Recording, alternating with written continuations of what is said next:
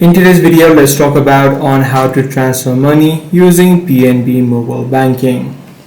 Now, in order to do this, you'll need to first of all open up the application of PNB Digital, and in order to transfer funds or transfer money, you'll simply need to head over to the transfer section that should be visible on the bottom of the screen. You'll be able to transfer money to other banks within PNB as well as into e-wallets. So as soon as you head over to this, you'll need to simply enter in the details of the other person that you're trying to transfer the money to. Otherwise, you also should be able to find the option of transferring payments or transferring money to other banks on the home page as well if you have added shortcuts. If you have not, you can simply tap on add services and you should be able to add in options such as transfer to other banks. You can simply tap on this option, and as I said, you just need to add in the information, add in the amount, and then hit confirm. So that's pretty much all there is to it. If this video was helpful to you, be sure to subscribe. I'm going to see you in the next one.